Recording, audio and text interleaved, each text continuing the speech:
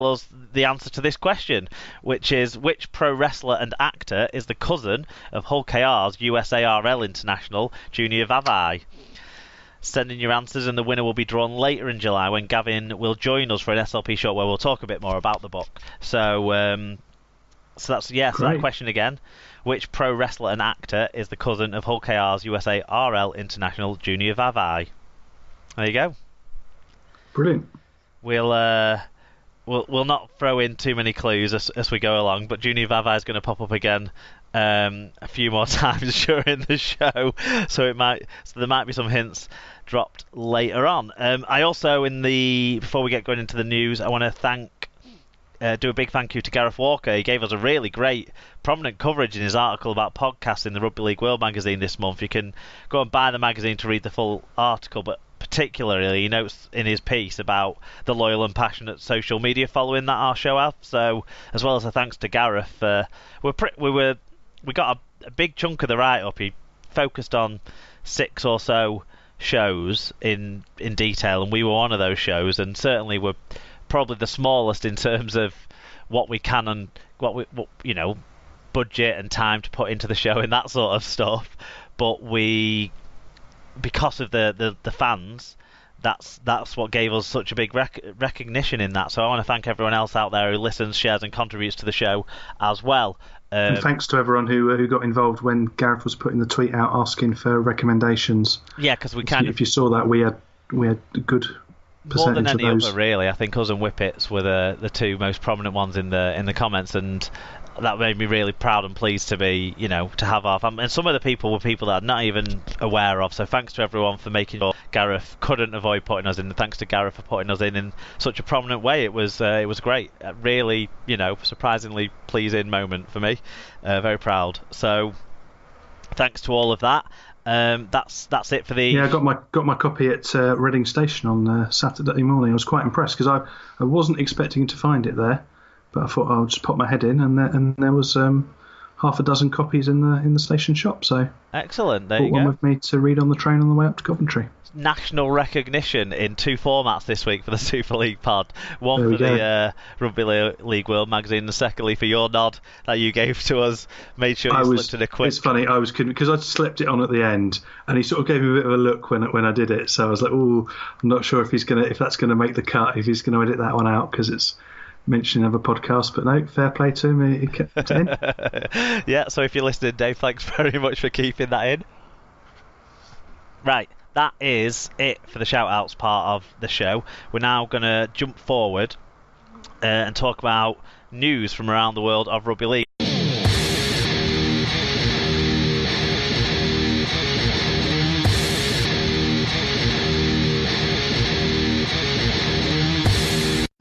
News now, sponsored by littlewarden.com. If you have a website, then visit littlewarden.com and see what they can do to help you. They can help you with domain expiration checks, redirects, and all sorts of other background important web stuff that they'll make simple for you. Little Warden, monitoring the tedious, and a happy first birthday to the Little Warden company.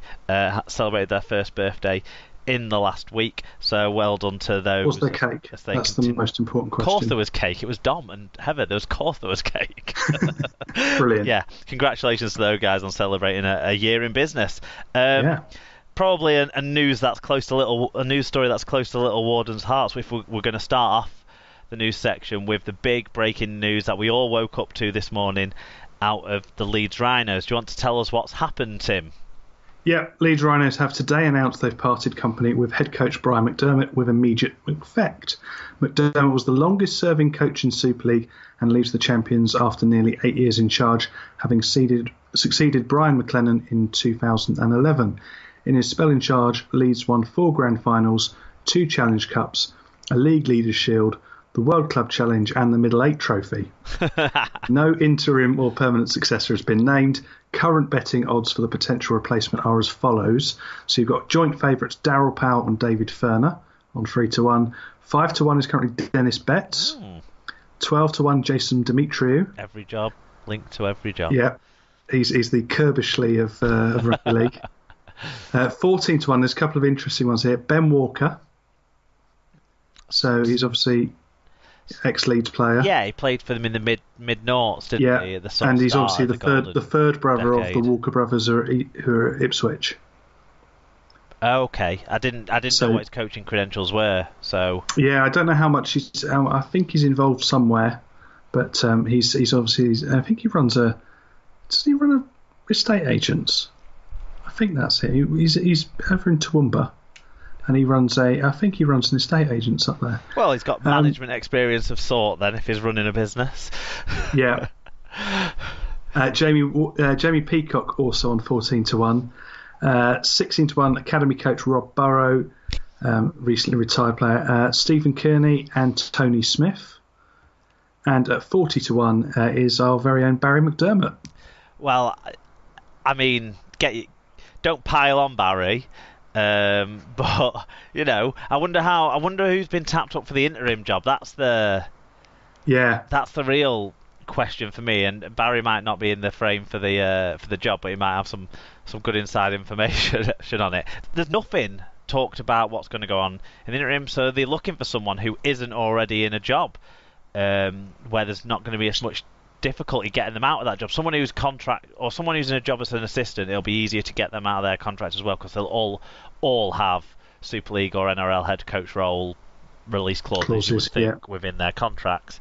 Or at very least a gentleman's agreement that if someone comes in that they're able to go for it. But it's interesting that it's kind of come with nothing. We've got a lot of feedback in this one from Leeds fans and lots of other listeners too, so we'll run through some of that now.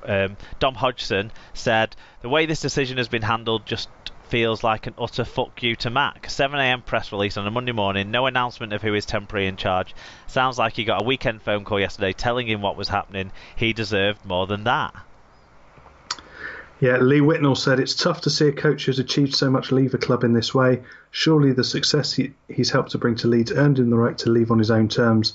In a salary cap sport, teams will have shit years, but come on, they did only just win the comp last year. Carsten said, wow, not really expected. I thought they would at least finish the season with him and then review it. I'm not sure if it's a good idea, because McWhinger was a stabilising factor over the years, and I don't think the position in the table is his fault. Genghis Campbell said, I've seen Abattoirs operate more stability than Leeds Rhinos. Think he deserves a little bit more than this. There's your tweet of the week if we were awarding those. Let's bring it back for 1 week only. Genghis Campbell gets it. Dr. Bob Phillips said, McD is the only head coach I've known at the club, and I'm a bit dumbfounded by the choice to drop him before the semi-final. 7 losses in a row is frighteningly witness, though. It's true. But at least they could have waited a few weeks. Yeah, I mean, interesting. Yeah, and I think the point that Dr. Bob makes at the beginning is quite a big one, that there'll be a lot of Rhinos fans who will have only known success and will have only known Brian Mack as their head coach. So it will be a big loss will be felt for quite a big generation of their fans. I mean, well, he's made a major final every single year that he's been at the club. So, be it playing in a World Club Challenge final, which you kind of de facto in, but whatever, it's still a final, and or the Challenge Cup or the Super League final. So it's been continued success. It's the same as what we're going through at Wigan, continued success, and now that's going. So it's really interesting changes. Yeah, Cutthroat Jake says McDermott has been a great servant for the club, and wherever he goes next will have a great coach. At Leeds, however, I feel we need new ideas and a new approach. This is an odd time to get rid of a coach, so I'd like to think Uncle Gary has already got replacement lined up. Unfortunately, this is more likely an attempt to get a good coach before Wigan snap them up. Speaking of which, how about McDermott to Wigan?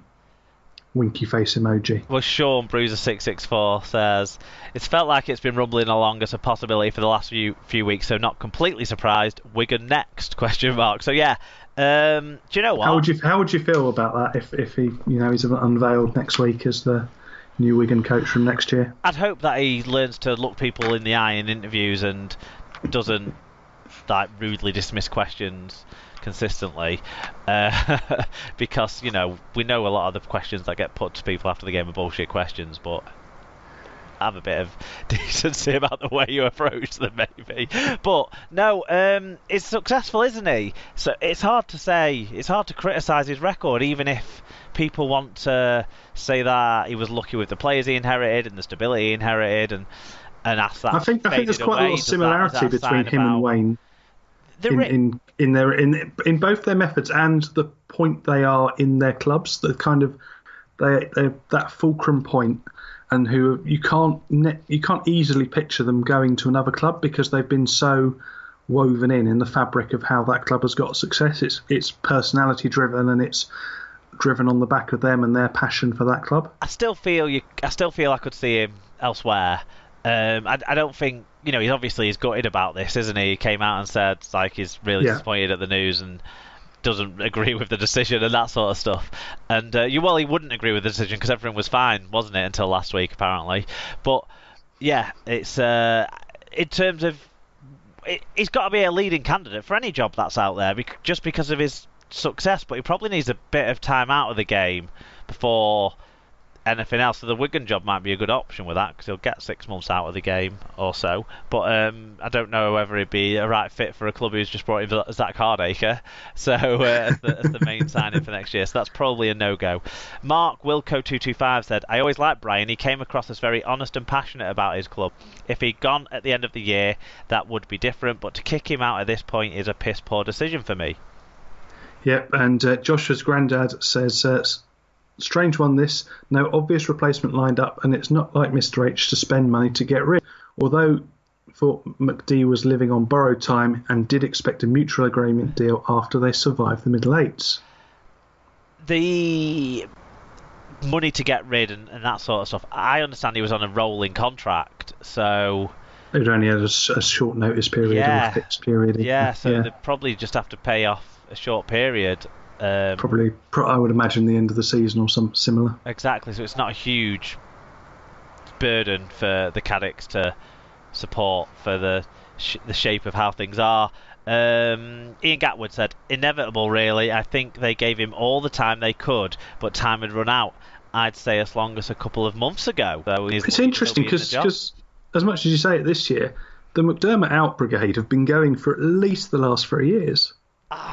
I remember them being there during the treble year in the first half of that season as well. So, yeah.